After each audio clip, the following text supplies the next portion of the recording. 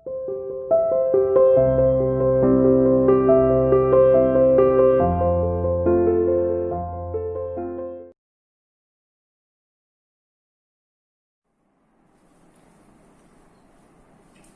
Students, welcome to CR international online classes. बेटा आज हम कक्षा 9 का विषय हिंदी में लेसन नंबर 6 पढ़ेंगे, जिसका शीर्षक है प्रेमचंद के फटे जूते।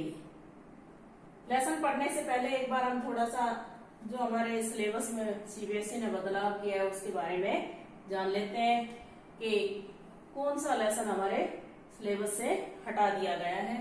तो सबसे पहले क्षितिज से गद्य खंड से लेसन नंबर 3 है उपभोक्ता के संस्कृति।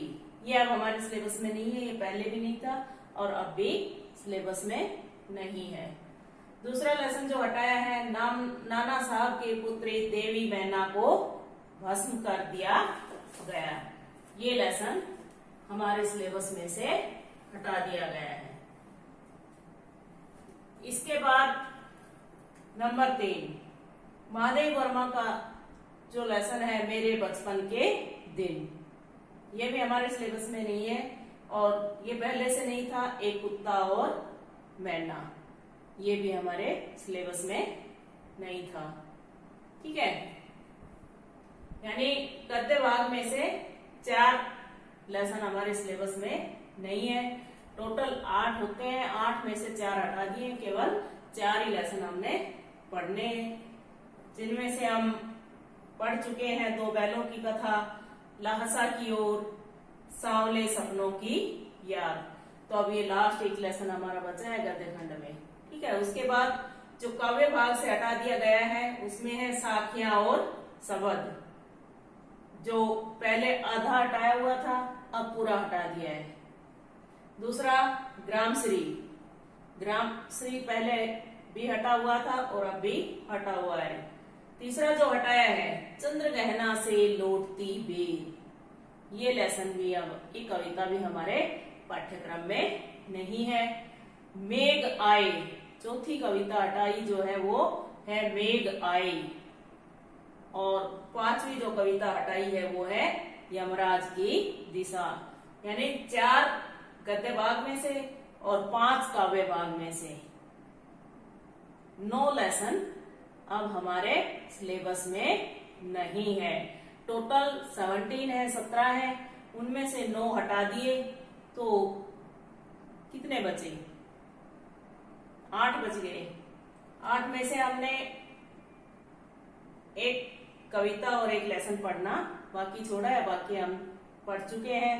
ठीक है, ग्रामर हमारी हो चुकी है। अब केवल हमारा एक काव्य भाग का लेसन बचा है और एक ही हमारा गद्य भाग का बचा है। उसके बाद हम कृतिका पढ़ेंगे। ठीक है, अब जो हम लेसन पढ़ेंगे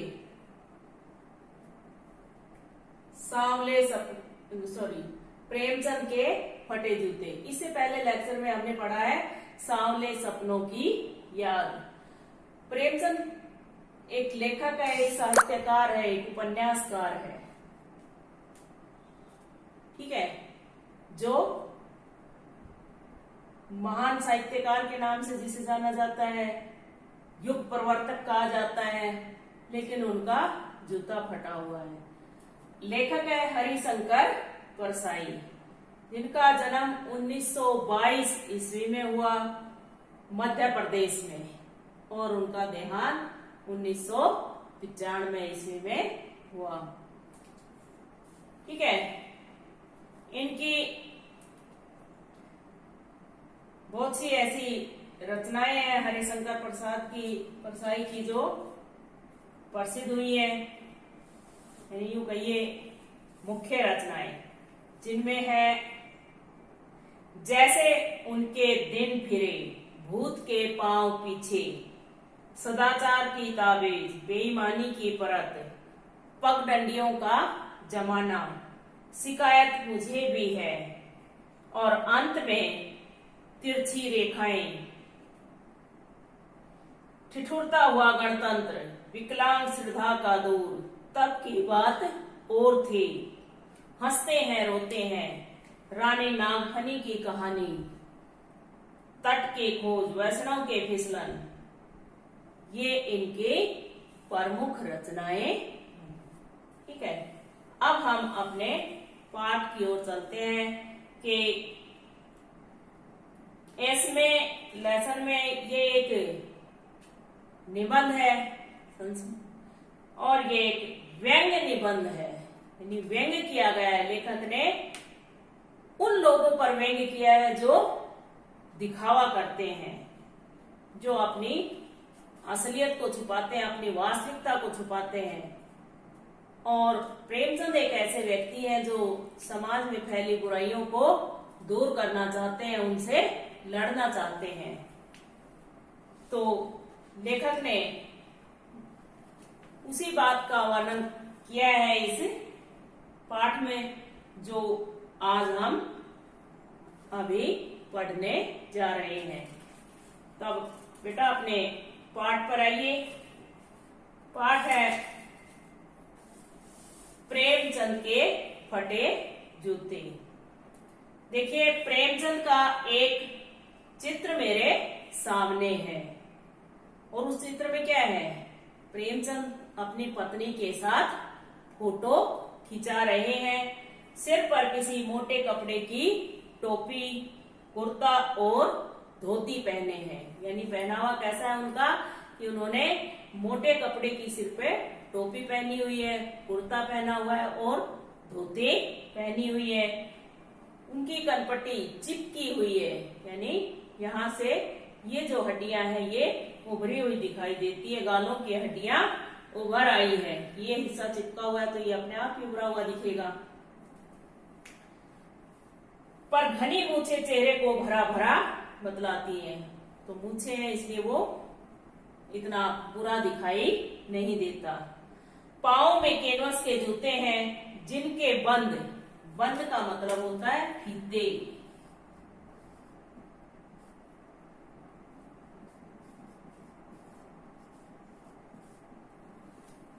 जिनके बंद बेतरतीब बंधे हैं। बेतरतीब का मतलब ठीक प्रकार से नहीं बंधे हैं।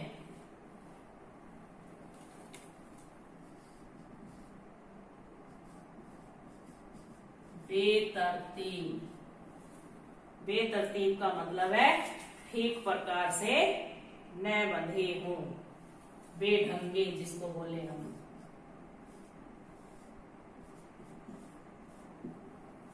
यानी ढंग से नहीं बांध रखे हों। लापरवाही से उपयोग करने पर बंद के सिरों पर लोहे के पतरे निकल जाती है। यानी जो फीतों के किनारे जो फीते डालने के लिए, पिरोने के लिए होते हैं, उन पे लोहे की या प्लास्टिक की लगी होती है ताकि उनको जूतों में पिरोने में आसानी हो। वो अगर लापरवाही से हम उनको डालेंगे तो वो हट जाती है और फिर खाली जो कपड़ा होता है, जो फीते होते हैं, उनको डालने में परेशानी होती है, मुश्किल होती है। दाहिने पांव का जूता ठीक है मगर बाएं पांव के जूते में बड़ा सा छेद हो गया है। यानी दाहिने पांव का जो जूता है वो ठीक है और बाएं पांव का जो जूता है उसमें बड़ा सा छेद है और उसमें से उंगली बाहर निकली हुई है। मेरी दृष्टि इस जूते पर अटक गई। लेखक कहता है कि फोटो मैंने देखी तो मेरी दृष्टि उनके जूतों पर ही अटक गई।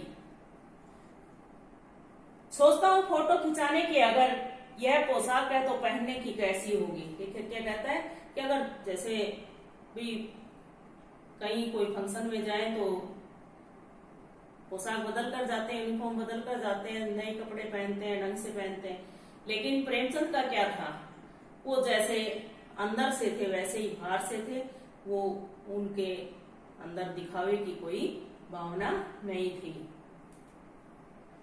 इसमें पोशाकें बदलने का गुण नहीं है, यह जैसा है वैसा ही फोटो में खिंच जाता है। यानी ये दिखावा नहीं करना चाहता। मैं चेहरे की तरफ देखता हूँ तुम्हें मालूम है मेरे साहित्यिक पुरखे किन किन नामों से पुकारा गया है। पहला नाम है साहित्यिक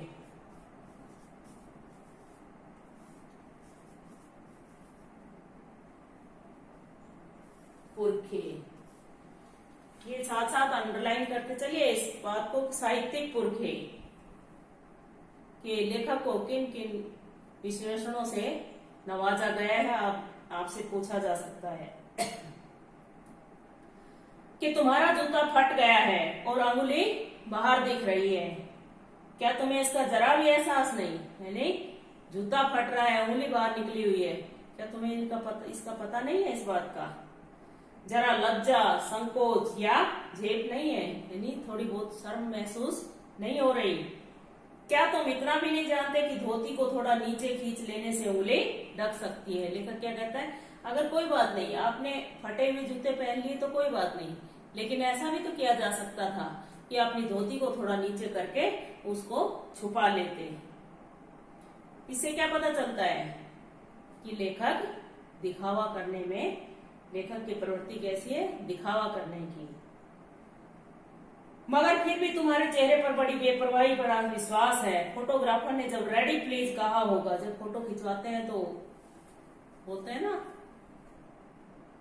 रेडी प्लीज, कि ताकि सामने देखे और अपने चेहरे पर मुस्कान लाए।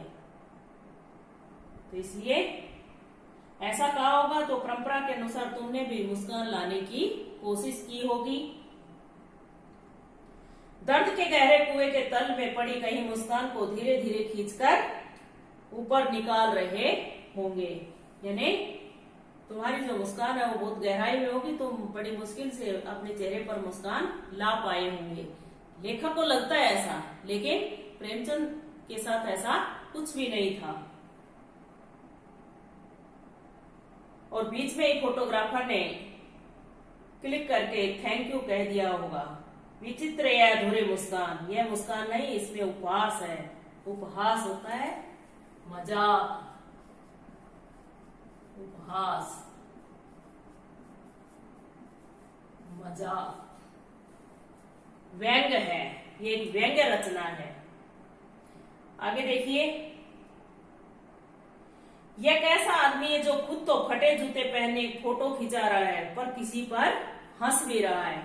यानी खुद के तो जूते फटे हुए हैं लेकिन दूसरों पर हंस भी रहा है, तो इसको जरा सा भी संकोच नहीं है।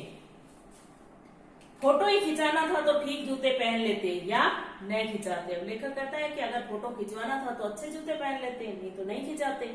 फोटो नहीं खिंचाने से क्या बिगड़ता था? शायद पत्नी का आग्रह रहा होगा, यानी पत्नी ने फरमाइश की होगी, इसलिए मना नहीं कर सकते, तो इसलिए उन्होंने जूते फटे हुए होने के बावजूद भी फोटो खिंचा ली होगी। मगर ये कितनी बड़ी ट्रेजेडी है।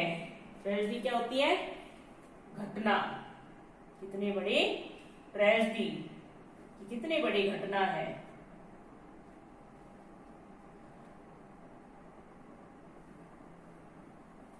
कि आदमी के पास फोटो खिंचाने को भी जूता ना हो। मैं तुम्हारी यह फोटो देखते देखते तुम्हारे कलेश को अपने भीतर महसूस करके जैसे रो पड़ना चाहता हूँ। लेखक कहता है कि मुझे आपकी ऐसी तस्वीर देखकर रोना आता है, मगर तुम्हारी आंखों का यह तीखा दर्द भरा व्यंग्य मुझे एकदम रोक देता है। लेकिन तुम्हारी आंखों में जो ये व्यंग्य है ये मुझे रोक देता है। तुम फोटो का महत्व नहीं जानते, समझते होते तो किसी से फोटो खिंचाने के लिए जूते मांग लेते।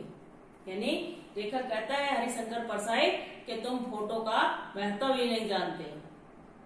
मतलब कि फोटो खिंचाने के लिए अगर फोटो ही खिंचाना था तो आप अच्छे जूते मांग लेते, आपके पास नहीं थे तो किसी दूसरे से मांग लेते।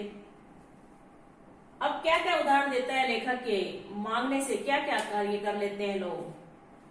लोग तो मांगे के कोट से वर दिखाई करते हैं, यानी शादी तक भी कर लेते हैं कोट मांगकर, और मांगे की मोटर से बारात निकालते हैं और गाड़ी ले जाते हैं मांगकर शादी में। फोटो खिंचाने के लिए तो बीवी तक मांग ली जाती है। अब लेखक क्या कहता है कि यहाँ तक कि थोड़ी देर के लिए बीवी भी मांग ली जाती है। तुमसे जूते ही नहीं मांगते बने, यानी तुम जूते ही नहीं मांग सके, लोग तो इतना कुछ कर लेते हैं। तुम फोटो का महत्व नहीं जानते, यानी कहने का मतलब क्या है कि तुम तो पर्दे का महत्व नहीं जानते, हम तो पर्दे पर कुर्बान हो रहे हैं, यानी हम तो दिखावा करते हैं, अपनी बुराइयों को छुपाते हैं। कहने का मतलब क्या है, लेखक में और प्रेमचंद में क्या अंतर है कि वो अपनी बुराइयों को छिपाते हैं और वो अपनी बुराइयों को सबके सामने दिखाते हैं। वो जैसा है वैसा ही फोटो में दिख जाते हैं। लोग तो इत्र चुपड़ कर फोटो खिंचाते हैं। इत्र होता है सुगंधित जो तेल वगैरह लगाते हैं, जिससे फोटो में खुशबू आ जाए। गंदे से गंदे आदमी की फोटो भी खुशबू देती है। टोपी 8 आने में मिल जाती है और जूते उस जमाने में भी 5 रुपए से कम में क्या मिलते होंगे, यानी टोपी की कीमत कम होती है। टोपी किसका प्रतीक है? टोपी सम्मान का प्रतीक है, इज्जत का प्रतीक है।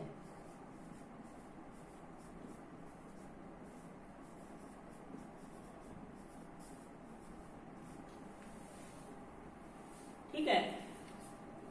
और कहने का मतलब क्या है कि जो टोपी है उसका सम्मान होना चाहिए।